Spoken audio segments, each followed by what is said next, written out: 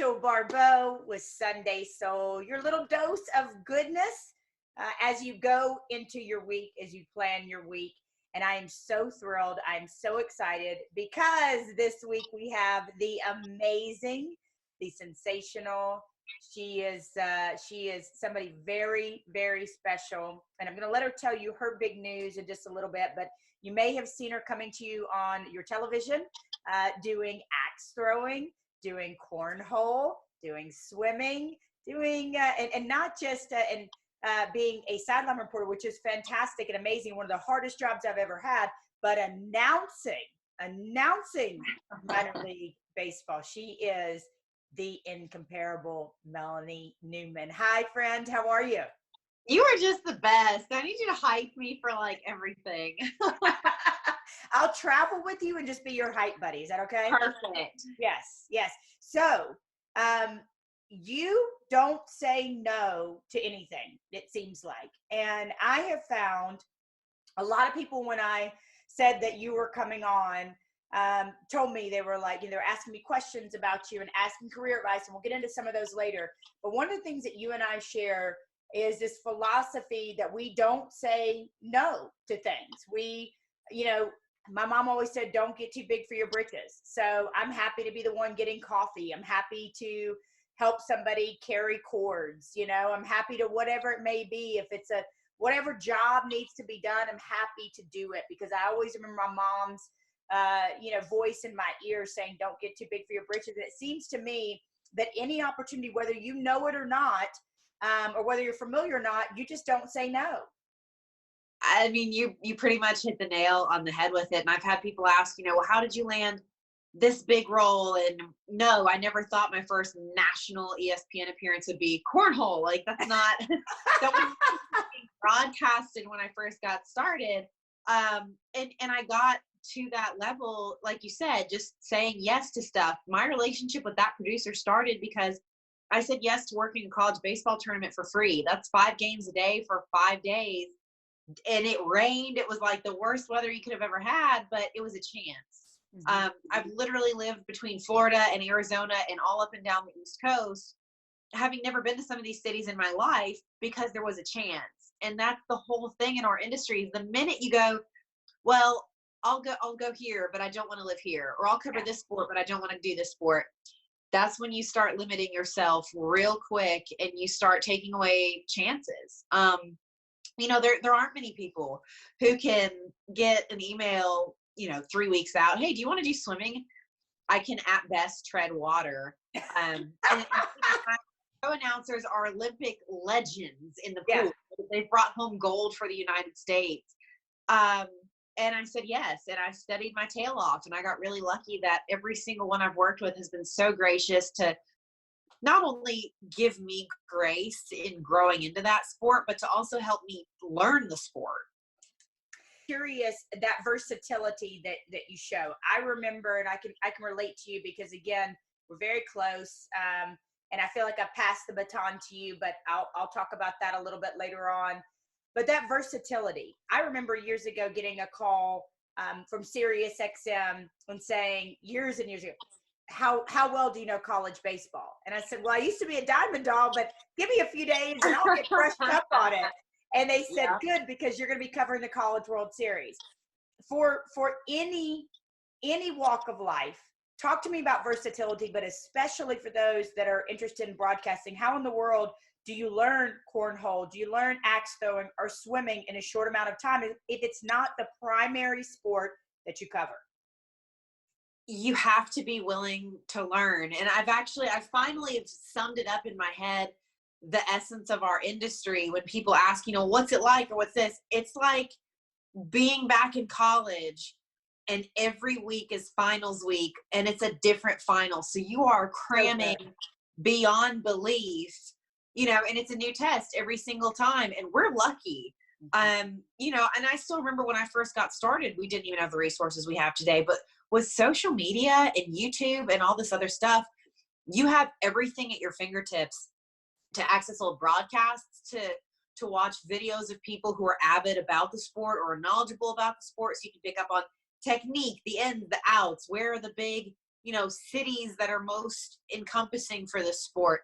And again, older broadcasts are huge. My first year, I remember when they gave me tennis, I watched like every US Open broadcast that had been archived into YouTube and just started taking notes, and then started finding the other smaller tennis broadcasts and reaching out to people I knew who played at a higher level than I had ever gotten. And, hey, what's the dumb question? Like, what stuff I need to stay away from? What's the stuff that I should ask? Or how do you know the difference, like when someone knows it and when you can tell someone doesn't? And being vulnerable enough to ask for that too. I'd rather ask a stupid question off air in trying to learn than to say something stupid on air and immediately lose my credibility, because that's the one thing I've always been afraid of, is I never want to be that person who's not knowledgeable and who doesn't give a sport or an athlete the respect they deserve. Because that's just it. You could love baseball or you could love football with everything. And if you get a smaller sport and you treat it like a smaller sport, you're telling human beings who have poured their lives into that, you don't matter as much. And the thought of that just kills me. And so that's why with every single thing, and again, even with cornhole, like I remember getting the email and I had about a month to prepare, and I was like, what? But like, and then you get to know these college kids, and for them, they come from smaller families. Cornhole is how they pay for college, which is mind-blowing to me that that's an opportunity now. But that's why you have to give it that credit and that respect of actually studying it and learning it and getting to know from other people to give that back into it. So the minute you open up to learning and being humble enough to ask the questions and vulnerable enough, that's when the versatility starts coming out and really expanding what you can do and do well. You are my little sister. I mean, my sister from another mister. Okay. Always. Okay. Okay. But you said something that I thought was fantastic, and it just hit on this vein. And it was talking about losing credibility. And I remember being in the sports talk radio world, not a ton of women in the sports talk radio world when I was coming up. And if I made a mistake versus if my co-host made a mistake, had a factual error, had a stat wrong, there would be many people that would turn off the radio and say, see, I knew she didn't know anything about sports. What's a woman doing talking about sports? But if a man makes that same mistake, they forgive him very easily. And so, the whole adage, I still believe it. Some people don't, that we have to work twice as hard to be respected half as much. I still believe that. It's not for everybody, but there are a segment of the population that believes it. I think the greatest thing you can tell people in broadcasting, or really any walk of life, is it's okay not to know. And there's creative ways to say that. And it doesn't make you any less of a broadcaster, less of an executive, less of anything you're doing. You just don't know. And you say, hey, listen, let me check back. Let me get back with you. Because the worst thing to do is to bluff and act like you do know when you don't. Exactly. And that was something that really got homered to me by a lot of my mentors. They're like, look, if something comes up, don't bluff it, because it's better to say, hey, I'm not really sure, or even to deflect it back to your partner. But at the minute you say something that's completely not factual, yeah, they're going to jump on you. Melanie, I'm bursting with pride. I'm bursting with excitement. And I want to tell the world about your good news. But instead of me telling the world about your good news, all the wonderful things you have done, why don't you tell the world where you are going and where you've been promoted to? Well, after serving minor league baseball since 2014, I'm very, very fortunate. A couple weeks ago, the Baltimore Orioles called, and it started out as a very small opportunity, and keying in on that versatility and the willingness to do whatever it was the team wanted of me and not just one role, we were able to come to an agreement. And I finally signed a full year contract to not just call play-by-play for the Baltimore Orioles, which makes me just one of a very small group of women to do that, especially at the major league level. I'll be on sidelines. I'll be on digital. I'll be in events throughout the community, hosting those and getting to know fans in person, doing stuff around the stadium. It's literally a little bit of everything. And it's the first really of that role to exist in a major league level. That's amazing. And you made history at the minor league level as well. Tell all of our viewers what you did at the minor league level. So it's been crazy to me. I'm closing in on my 29th birthday, and it feels old, but it also feels really young at the same time. But when I look back on what I've done, it's like you said, it made history, but it doesn't feel like it's history because it's history for the sake that I existed. Mm-hmm. So it's like I didn't physically, I just showed up, and it was like, oh, that's a first. Throughout my career, though, I became the first female to call play-by-play for the Southern League, the first to do it in the Texas League, the first to do it in all three AA leagues, the Southern, Texas, and Eastern. And that's not just female, that's any broadcaster. Wow. To make a trip around the sun, basically, and call everywhere. And then this past year, the probably the biggest news was that we were the first all-female booth in not just professional baseball on a minor major league level, but then I did it again with Jamie Say and Danny Welniak as the first all-female booth in college football when we called the Cure Bowl this year in Orlando, and got to watch Liberty go on to their historic bowl win as well. So it's been crazy to see. It's like history. And I was like, oh, it's because I was born a female and this is what I want to do. Like, okay. But I'm really lucky. You're lucky, blessed, all of those things. I always say when things like this happen in my career, I watch things like this happen in your career. I always say, tell your little girl anything is possible. But I also say, tell all the big girls that anything is possible.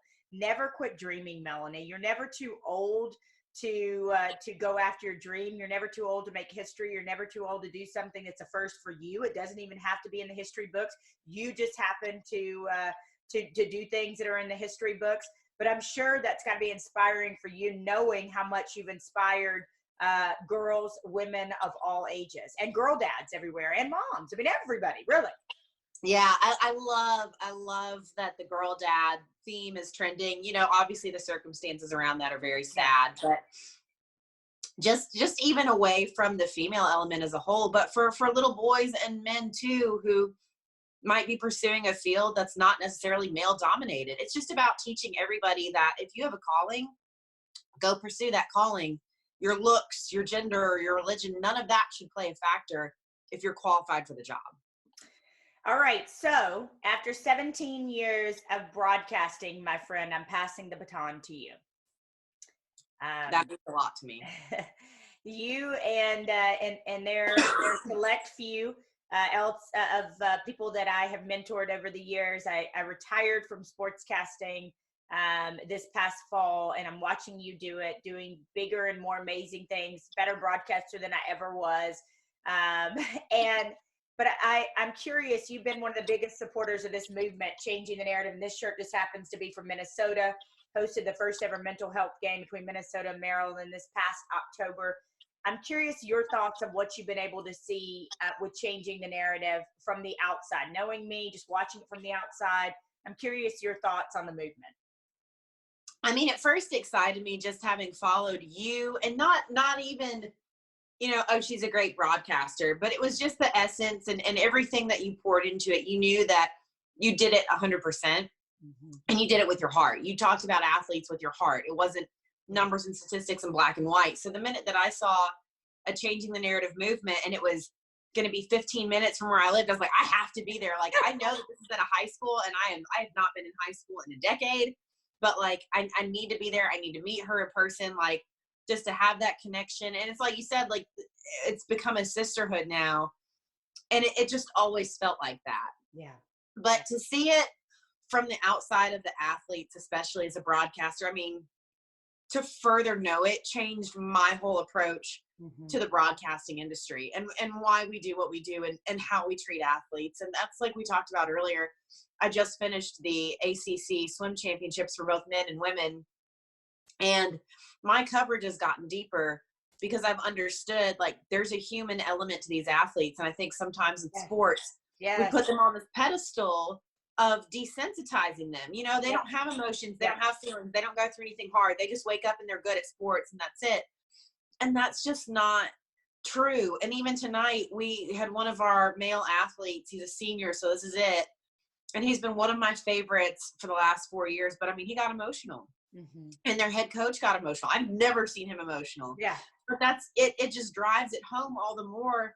You have to care about people, and you have to go at this with a full heart, because they deserve that. And I think we're finally starting to see that change. And I would argue that changing the narrative has been a huge part of that, just because it's bringing that human element back and reminding people to have a little bit more empathy and to understand there's a lot more we can relate with these athletes we're watching than we think. Like, yeah, no one can go out and throw an 80-yard dime and win the Super Bowl, but you can relate to like the struggles of, even if it's not as extreme, like, oh, like I have to diet and so do they, or like he's trying to balance life on the road, but he's got 2 young kids at home and a wife. And where do you find that balance for family life? There's always going to be some aspect of an athlete's life that you tap into and you relate to.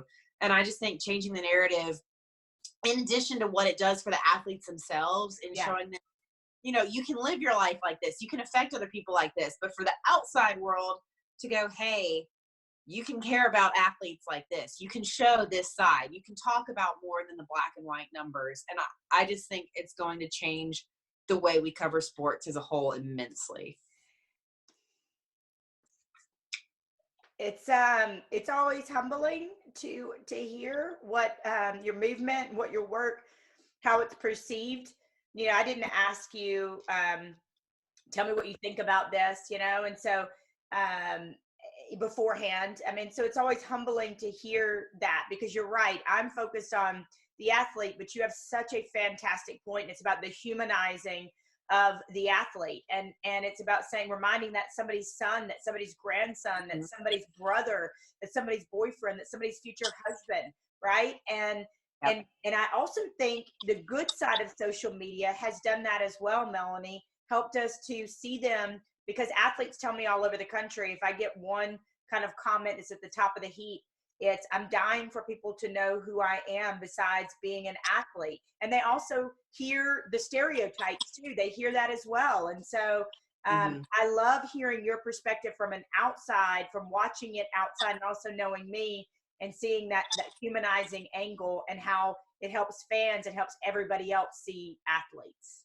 And that's exactly it. And honestly, a role that I've held very near to my heart in being fortunate to work in the minor leagues for as long as I have is, I even had someone tell me at one point, they're like, everybody else talks about the minor leagues. It's like, oh, like, I just can't wait to get through it. It's a drag. Like, it's a lot. Yeah, the bus rides aren't great when you get on at 10 o'clock at night, you wake up at 8 a.m. and you're still on the bus. But getting to go to bat for the guys, and especially as the age gap has increased and they've gotten younger and I've gotten older. Yep. But letting them know that I have their back. And that's not just when they're feeling nervous about talking to outside media or having to handle an interview that's with someone other than myself. But just anytime. Like, a couple of them have come up to me over the years and they know they can ask for relationship advice, or even if it's simple as, my girlfriend's finally coming in town, like, where are nice places I can take her? And being that help. And at the same time, people who on the outside just want to jump right in, like, oh, he's this or he's this, just because the way the persona is on the field. But being that person that gets to say, no, like, you don't know. You know, they're passionate about this, or they're that way on the field, but they're very shy. Like, they've been bullied as a kid, and baseball is that one place where they're confident and they know it. It's great. And it made me laugh, because I even had one of the coordinators, he said, you know, that's basically my job. Like, what's the difference between the two of us? And I said, okay, whereas you're going to be straight up, you know, this is why you're not performing, I'm the empathetic version of you. And he said, well, what do you mean? I said, I'm the one they come to and they're like, my mom's mad at me and I don't know why. Or my girlfriend is really irritated and I don't know what I did wrong. Yep. He goes, yeah, I don't want that job. And I think that's very fortunate, because, and it's not a knock on male broadcasters at all, but I think that's where we benefit, being females and being kind of known to be a little more empathetic, and that we can take it away from the game. We can talk about other stuff all day long. And it's become a huge responsibility, and something that I just really have loved getting to share that with them. And then when they start getting up to the big leagues, or even climbing up a level, getting to tell those stories to other people in bigger outlets and say, hey, you're about to get this kid. Let me tell you why I would go to war for him.